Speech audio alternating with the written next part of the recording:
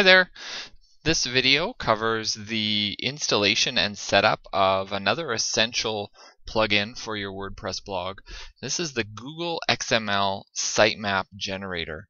Now, the purpose of a sitemap is to make it easier for the search engine robots to crawl your website. It basically gives them a map of your website so that they can find everything a lot quicker. Okay, so I'm going to come over here to plugins, add new, and we're going to search Google XML. Oh, it's already there because I had already searched it. And search. And it's the first one that comes up.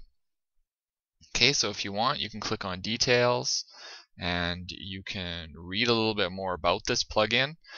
Like it says, this plugin will generate a special XML sitemap which will help search engines like Google, Bing, Yahoo, and Ask.com to better index your blog. With such a sitemap, it's much easier for the crawlers to see the complete structure of your site and retrieve it more efficiently. Okay, so this is essential for SEO optimization of your blog. So I'm just going to click install now. Successfully installed. I'm going to activate it. Alright, and then I'm going to come over to settings and I'm going to find XML Sitemap and I'm going to click it. And then we just need to run through these settings. Now, if I am not mistaken, most of these settings are pretty much already set up for you, but we're just going to go through to make sure that everything is okay. You pretty much just leave the defaults here. Write a normal XML, write a gzip file, rebuild sitemap if you change the content of your blog. Well, absolutely. Notify Google about updates, notify Bing, notify Ask. Now, I don't have notify Yahoo checked. You need a special ID with Yahoo, and quite honestly, I've just never bothered to get it. I mean, most importantly is to have Google, and so that's all I worry about. Add sitemap URL to the virtual robots txt file. So this file is what it creates. Okay, and this is what it notifies Google about. And then the advanced options, I just leave all of these as they are. If you want, you can play around with some of these. You can see what they do. In most cases, you're not gonna be able to actually see what it's doing. So this is really for more advanced users. You can click Learn More and learn a little bit more about it. Now, just continuing on down,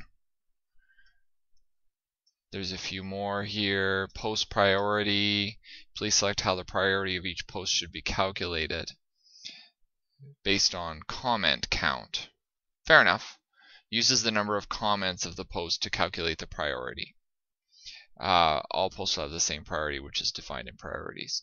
Okay, so usually you want a post that's got a lot more comments to have a higher importance than a post with no comments, and so that's what that's for.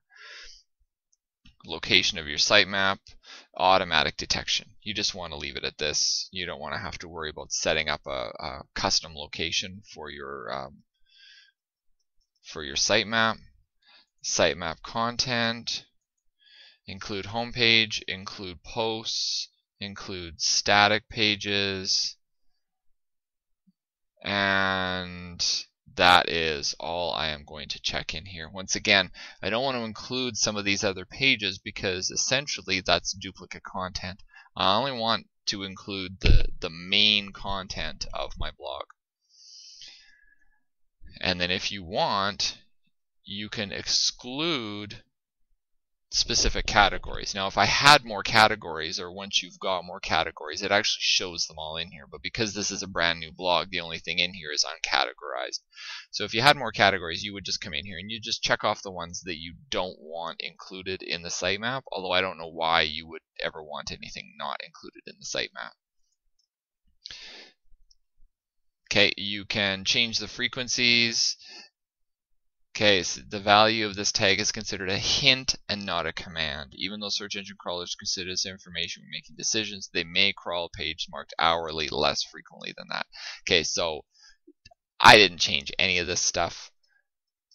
Okay, and once again, when you get down to priorities, I didn't change any of this. So this leads back up to here where you say post priority. Okay, if